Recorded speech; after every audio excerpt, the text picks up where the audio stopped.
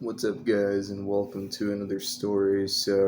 About 4 weeks ago, I know it was a long time ago, I did another poll. I said, what story do you guys want to see next? And it's actually been for a while a 50-50 tie against my got sick from thing, and I got a boner at Disney.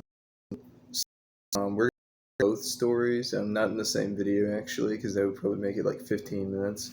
But we're gonna tell both stories just sometime in the future. Maybe the other one tomorrow. Maybe in a couple days. We'll see what happens. Anyways, the story about getting a boner at Disney World. I was about actually 14, 15, maybe 13. I don't remember the exact age. And some of the previous get a little in the memory because I'm getting old. I'm just kidding, but it's just sometimes I don't always remember every single small detail.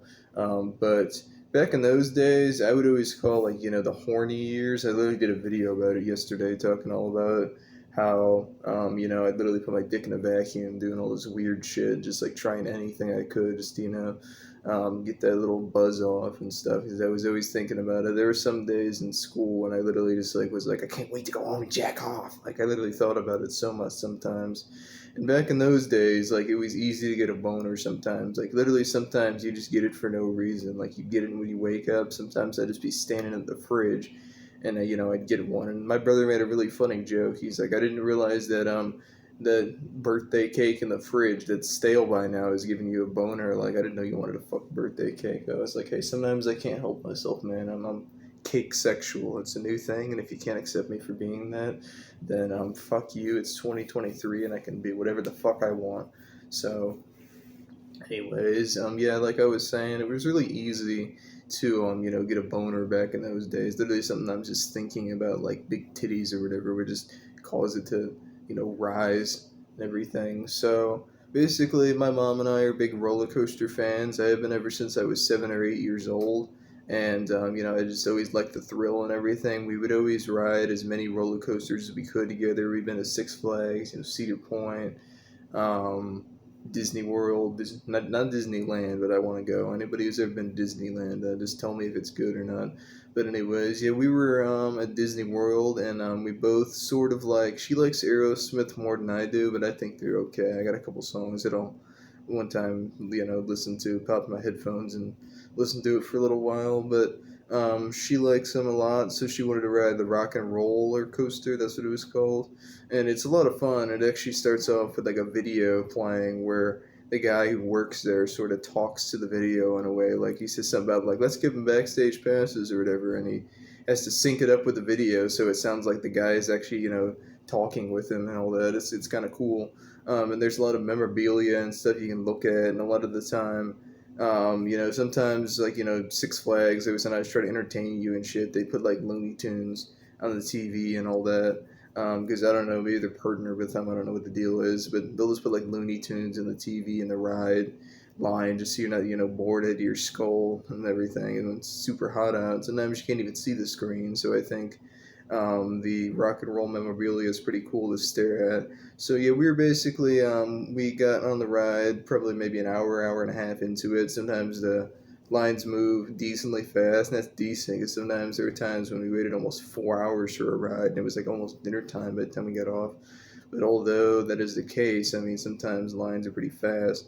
But we got on the ride, the rock and roller coaster, and it's pretty fun. One of the things that happens, if you're a guy, you know this, but if you're a girl, you might not. So basically, inside of a guy's asshole, there's a little thing. It's called the prostate gland, and it's what is like cause something that might be a cause of prostate cancer. Like if you've ever had a doctor shove a finger up at your ass, it's not fun. Even if it is a woman doctor, it's not fun at all. It's really annoying and everything. It just does not feel good and everything. You're just like, well, hey, now they're like, I even want you to buy me dinner first. It's one of those weird situations. This does not feel very good. And I'm just glad I don't have to do it annually. Like I've heard you have to get it annually when you're like 45. But yeah, anyways, it just does not feel good. And apparently, like some I've never tried it, but some people have said that if you shove your finger up your ass, you can make yourself ejaculate without touching yourself. But I'm not gonna do that because I don't like shit going up my ass. It's disgusting.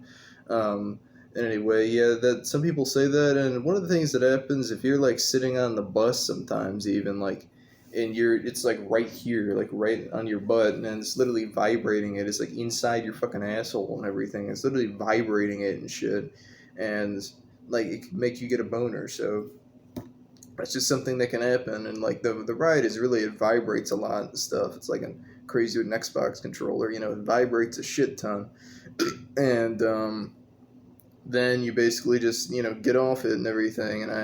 And I was just walking around, and I just looked down, and I'm like, holy shit, I have a fucking massive ass boner.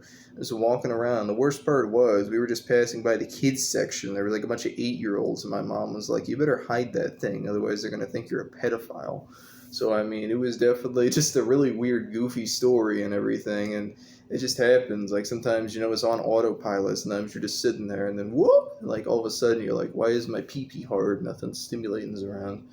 But anyway, yeah, that is pretty much that story. And in a few days, maybe tomorrow, whatever, I'll see. I will tell the next story about a Thanksgiving dinner made as my entire family puke our guts out.